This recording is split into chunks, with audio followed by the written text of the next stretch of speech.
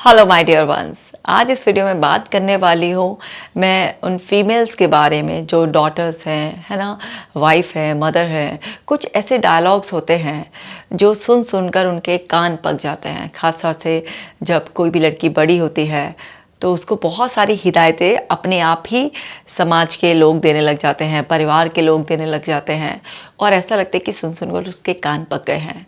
ऐसा लग रहा है कि उसकी फ्रीडम पर अटैक हो रहा है। उसको बार बार ये एहसास दिलाया जा रहा है कि उसको थोड़ा दब कर चलना है, थोड़ा रुक कर चलना है, थोड़ा संभल कर चलना है। ये एक प्यार वाली कंसर्न से ज़्यादा एक दबाव लगता है, और इनमें से बहुत सारे रीजंस ऐसे बनते हैं जो वुमेन्स में सप्रेशन के कारण बनते हैं, और वो सप्रेस करती हैं, और सप्रेशन की वजह से उनको तरह तरह की साइकोलॉजिकल प्रॉब्लम होने लगती हैं। वो डिप्रेस होने लगती हैं, एंग्शियस होने लगती हैं, नींद उनकी ख़राब हो जाती है, वेट गेन करने लग जाती हैं, कुछ तो इन्फीरियर फील करने लग जाती हैं, कुछ अपने सपनों को ऐसे पूरा ना होता हुआ देखकर बहुत ही निराश हो जाती हैं। तो अलग अलग तरीके के सब पर प्रभाव आते हैं। तो हम समझेंगे कि कौन सी ऐसी गलत बातें हैं जो अक्सर हम फीमेल्स के अंदर डालते रहते हैं, और हमें उस सब चीज़ों को बंद कर देना चाहिए। इस वीडियो को हम शुरू करेंगे, लेकिन उससे पहले आप ऐप को डाउनलोड कर लीजिए ताकि आप रोज़ाना ब्रीदिंग एक्सरसाइज करें, अपने दिमाग को शांत रखें, ना खुद को कोई रॉन्ग सजेशन दे, ना किसी दूसरे को कोई रॉन्ग सजेशन दे। तो चलिए वीडियो शुरू करते हैं। Dress modestly, you are representing the family. मतलब लज्जापूर्वक कपड़े पहनो भाई, तुमसे परिवार की इज्जत जुड़ी हुई है।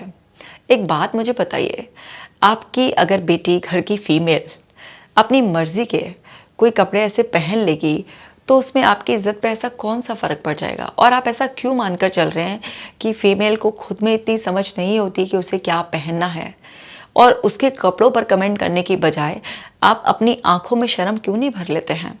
क्यों नहीं आप अपनी नज़रों को ये सिखा देते हैं, तहज़ीब, कि जब भी किसी भी फीमेल को उसने कुछ भी पहन रखा हो तो उसे रेस्पेक्टफुली देखें? क्या अगर कोई सर से लेकर पाँव तक अपने आप को पूरी तरीके से कवर कर कर ही चलेगी तभी आप उसकी रिस्पेक्ट करेंगे? तो फिर जो विलेज बैकग्राउंड की या कुछ रिलीजन्स में ऐसा होता है कि बहुत कवर कर कर चलने वाली फीमेल्स होती हैं, उनको कोई छेड़ता नहीं है, उनके साथ कुछ गलत नहीं होता है।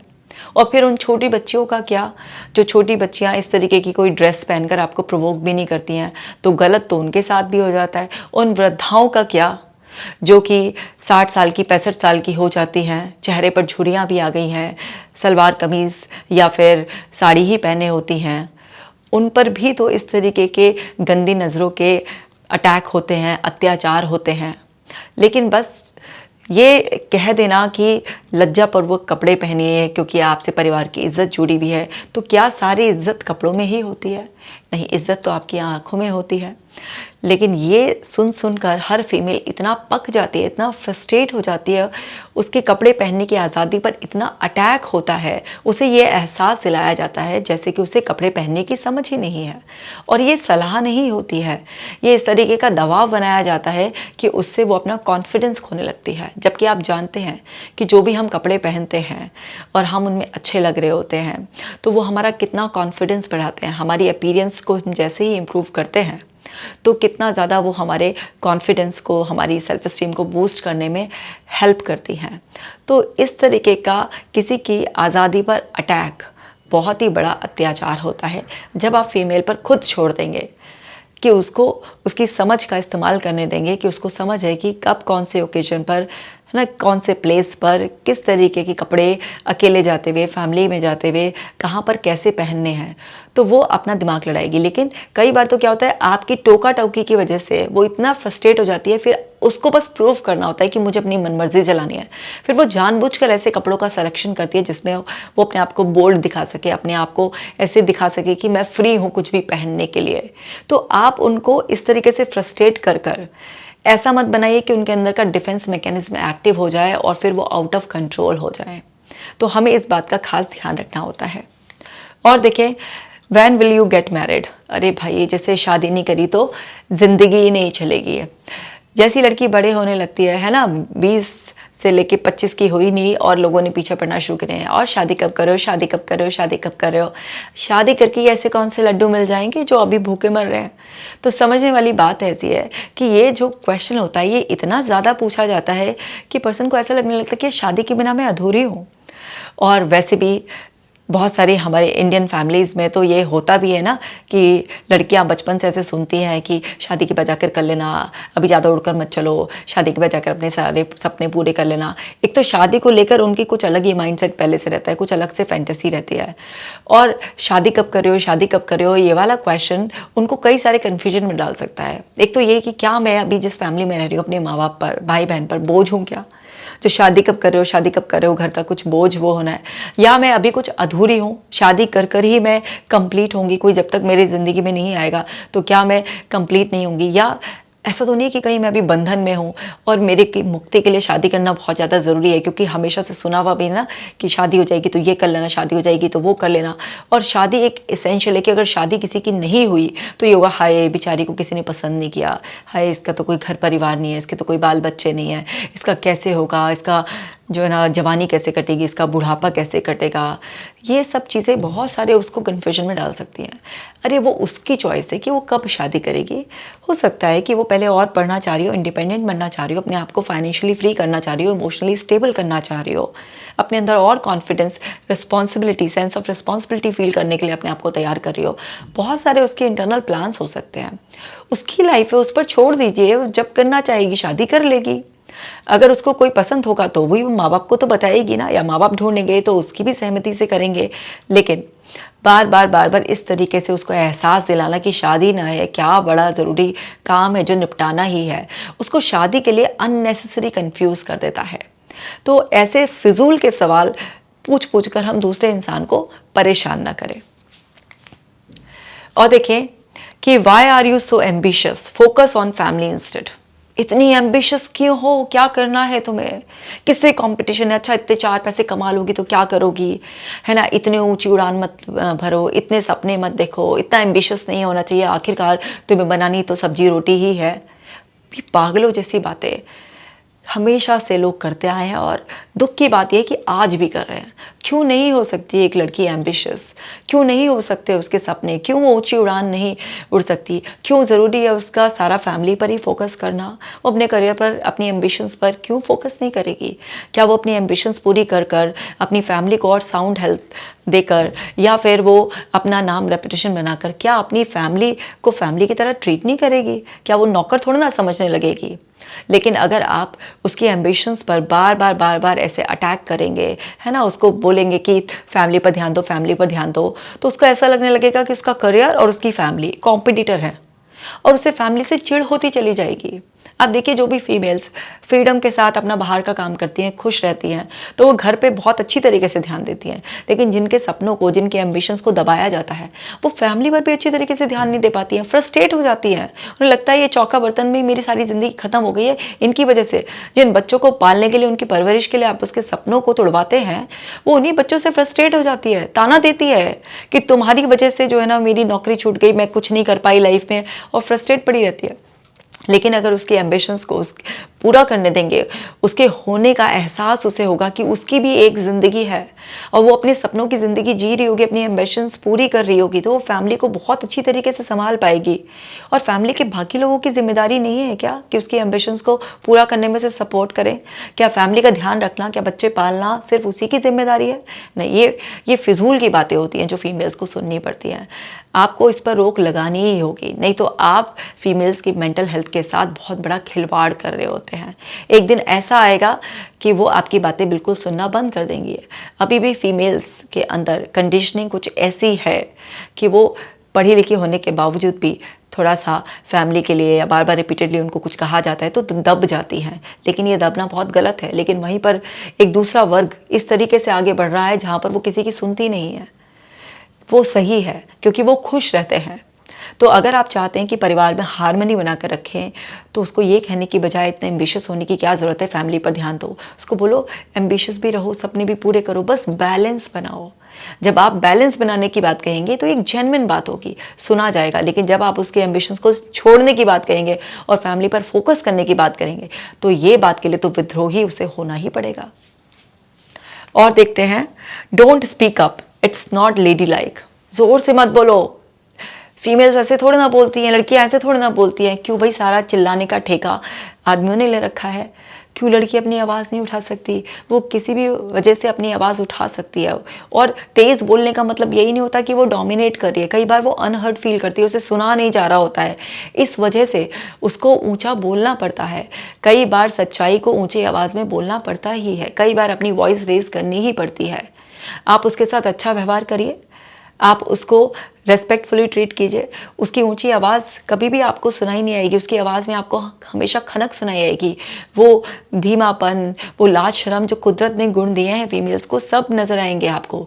लेकिन अगर आप उसे दबाते चले जाएंगे और आप उसे एक्सपेक्ट करेंगे कि आप उसे दर्द देते रहें और वो चिल्लाए भी ना, वो ऐसा चिल्लाएगी कि आपके कान फाड़ देगी बुरी तरीके से।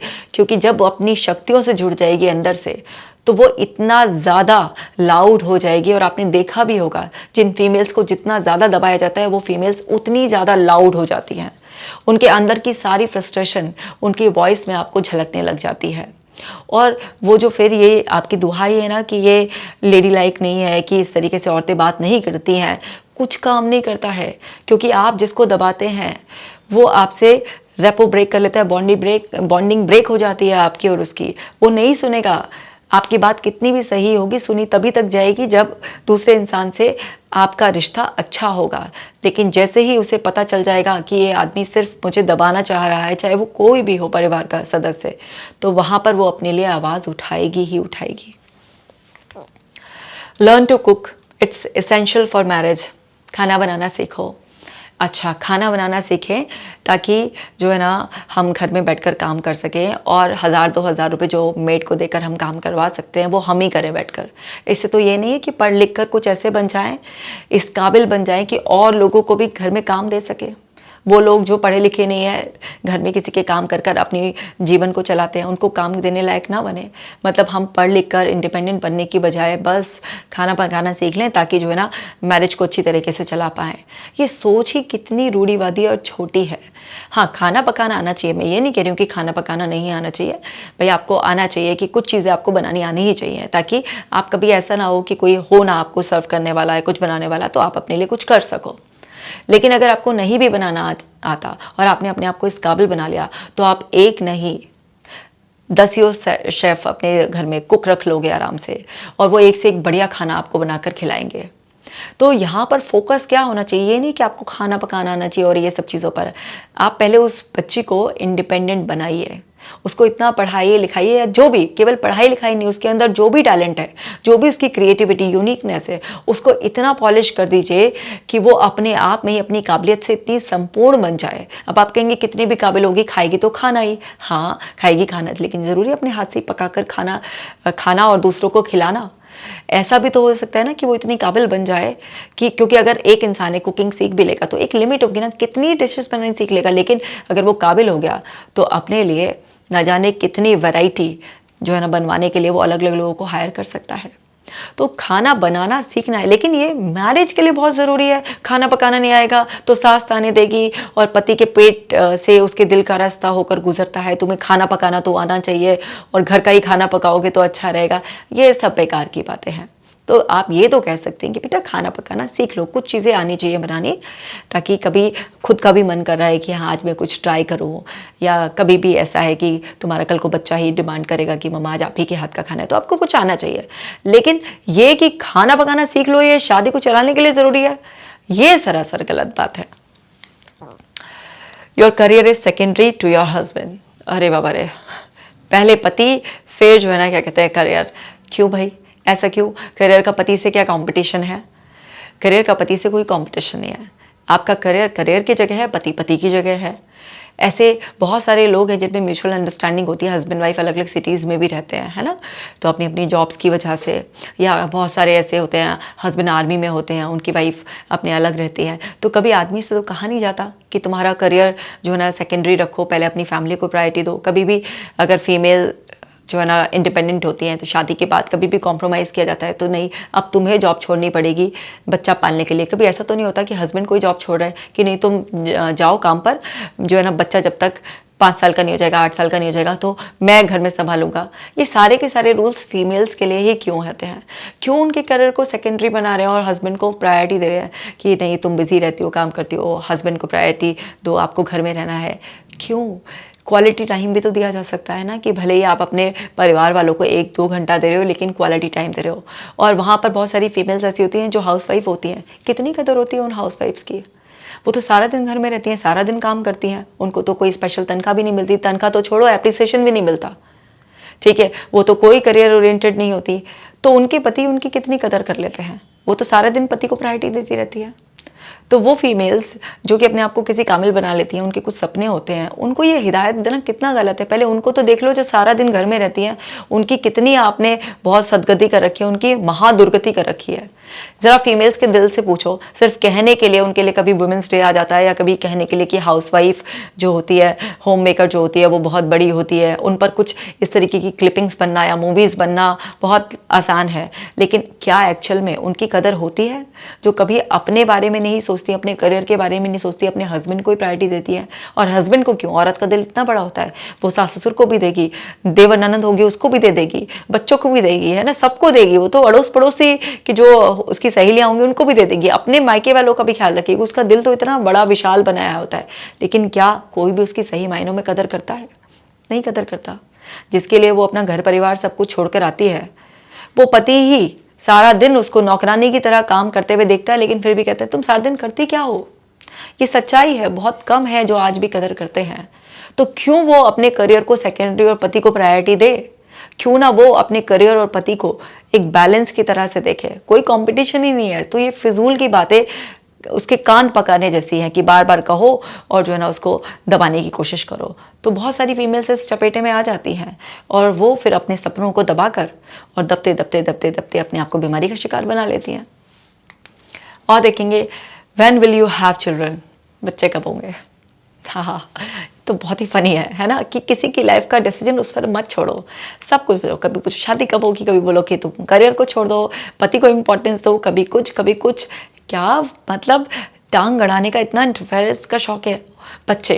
अभी इस बात से ना मुझे भी याद आ रहा है कि मेरी शादी के 4 इयर्स बाद मेरी डॉटर हुई, तो मैं उस टाइम पर अपनी पढ़ाई पूरी कर रही थी, डॉक्टरेट कर रही थी। तो सब लोग मुझसे पूछते थे, अरे 6 महीने हो गए, कोई गुड न्यूज़ है क्या? फिर चलो 6 महीने नहीं, साल भर हो गया, अभी तक नहीं। इस तरीके से कर करके मेरे कान पकाने की कोशिश की थी। तो एक बार तो मुझे एक याद है कि हमारे रिश्ते में मौसी जी लगती हैं, तो वो मुझसे बार बार ऐसे पूछी जा रही थी, 3-4 बार पूछ चुकी थी मेरी 1.5-2 साल की शादी में। तो मैं बड़ा, उस टाइम पर मुझे बड़ा फ्रस्ट्रेशन हुआ। सो मैंने बोला कि जिस दिन मैं प्लान करूँगी ना, तो उस दिन मैं आपको बता दूंगी बहुत अच्छी तरीके से। अब आप मुझसे दोबारा मत पूछना, क्योंकि आपका ये सवाल बहुत मुझे इरिटेट करता है। अब मैं फ्लो में बोल दिया मैंने ये सब कुछ। तो मेरी मदर इन लॉ भी पास में थी, तो वो भी समझ गई कि ये इतना फ्रस्ट्रेट कर देती हैं, जब भी हमारे घर आती है इससे बेचारी से यही सवाल पूछती रहती है। तो वो भी अच्छी तरीके से समझते हुए तो मेरा फेवर कर गई कि अब देखो, अब पढ़ने वाले बच्चों से ऐसे पूछोगी, बार बार ऐसा होगा तो भाभी जी उससे तो थोड़ा सा तकलीफ होगी ना, तो आप मत पूछा करो उसको इस तरीके से। तो मेरी मदर इन लॉ ने मेरा सपोर्ट किया। तो मैं समझ सकती हूँ कि जब ये बार बार पूछा जाता है ना, कितना फ्रस्ट्रेटिंग होता है कि यार आप ये सब चीज़ें भी बताकर ढिंडोरा पीट के, जब हमें करना होगा, अपना परिवार बढ़ाना होगा तो कर लेंगे हम बच्चे। इसमें कौन सी ऐसी बात आ गई है कि हम ना आपको पहले जवाब दें कि हम क्या कर रहे हैं, कब कर रहे हैं। और लोग तो इतने वेले होते हैं, अपने घर की जो है ना बहू बेटियों का ही नहीं, अड़ोस पड़ोस और सेलिब्रिटीज़ का भी ध्यान रखते हैं कि कब कौन प्रेग्नेंट हो रहा है, कब किसका बेबी डिलीवर हो रहा है, क्या हो रहा है। इतना फजूल में दिमाग लड़ाते हैं हद से ज़्यादा। और क्यों फीमेल्स को इस तरीके से बार बार ये सुनना पड़ता है? अरे अगर अभी वो बेबी प्लान नहीं कर रहे हैं तो नहीं कर रहे हैं, उनकी मर्जी। और जब वो प्लान करेगी तो वो छुपने वाली बात थोड़ी ना है, दिख जाएगा आराम से। तो कुदरत ने ऐसा वो सिस्टम दिया है कि उसका तो ढिंढोरा अपने आप ही पिट जाता है, लेकिन पूछ के फ्रस्ट्रेट कर देंगे।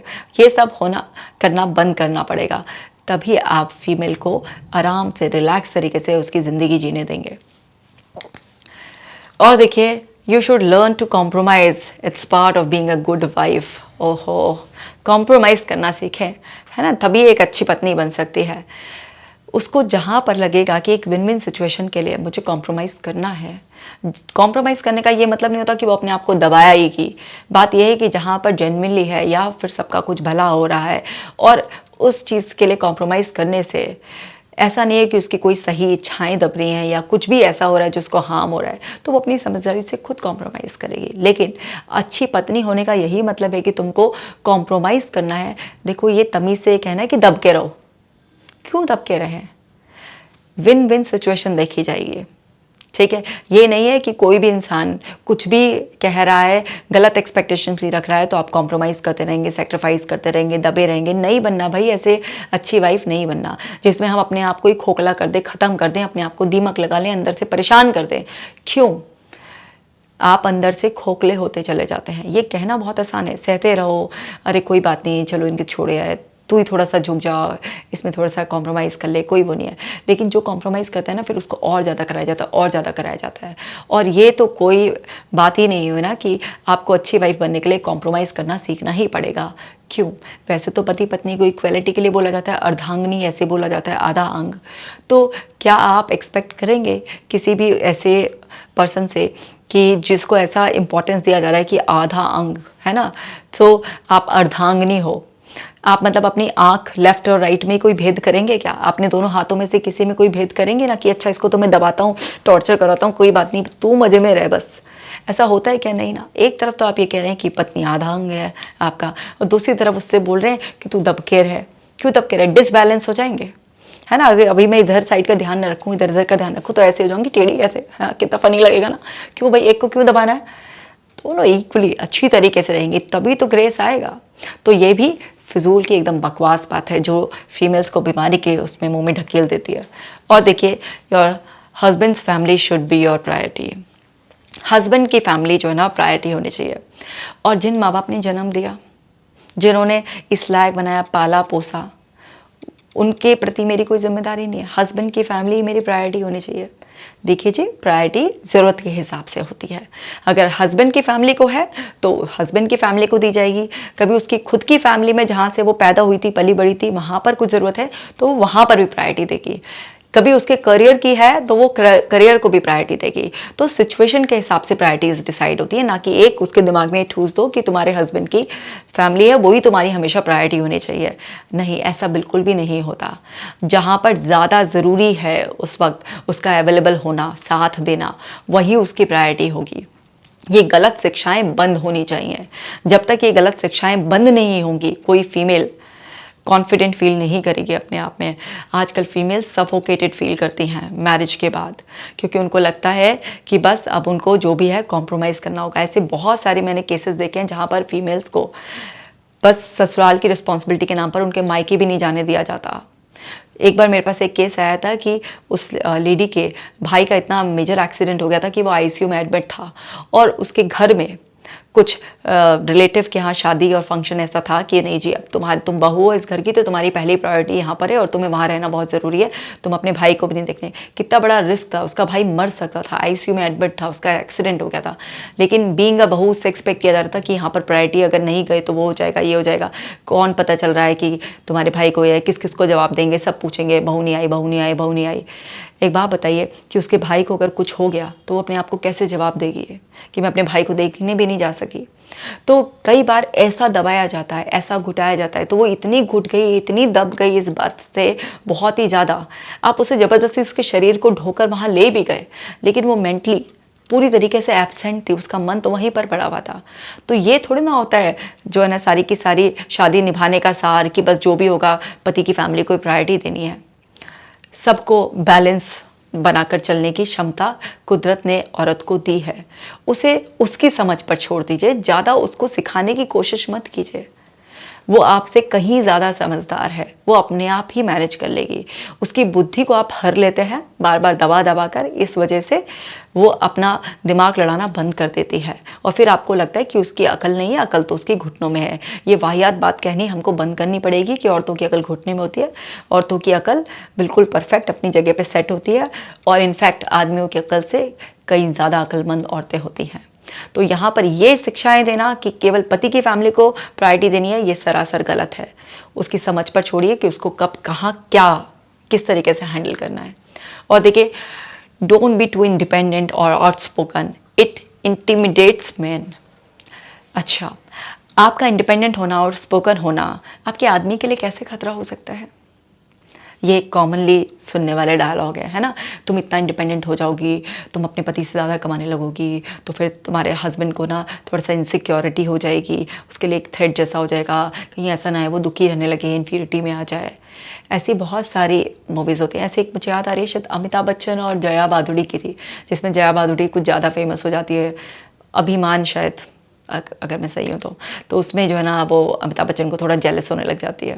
तो ऐसे बहुत सारी फैमिलीज़ में होता है जहाँ पर वाइफ बहुत ज़्यादा अर्न करती है अपने हस्बैंड से, लेकिन इसका मतलब ये तो नहीं होता ना कि वो रिस्पेक्ट नहीं करेगी, प्यार नहीं करेगी। तो इंडिपेंडेंट होना और ज़्यादा काबिल होना, तारीफ़, वो ऊंचाइयों पर जाना, ठीक है, या अपनी बात को खुलकर कहना, बिल्कुल एक फ्रैंक होना, ये किसी आदमी के लिए कैसे थ्रेट हो सकता है? मतलब अगर कोई फीमेल जो है ना थोड़ा आउटस्पोकन है ना, ऐसे बबली जॉली सी है, मिक्सअप होने वाली है, तो ज़रूरी है आदमी को चीट ही करेगी। और जो घूंघट में दबी हुई होती हैं औरतें, वो चीट नहीं करती कभी आदमी को, कभी भी किसी तरीके से वो आदमी के लिए किसी तरह से कोई खतरा नहीं होती। सब होती हैं भाई, इससे कुछ नहीं होता कि आप घूंघट के अंदर हो या घूंघट के बाहर हो। बात कैरेक्टर एक बहुत ही अलग चीज़ होती है। आप कितने भी काबिल बन जाओगे, आप कितने भी आउटस्पोकन होंगे, अगर आपका कैरेक्टर अच्छा रहता है तो आप कभी किसी के लिए खतरा नहीं हो।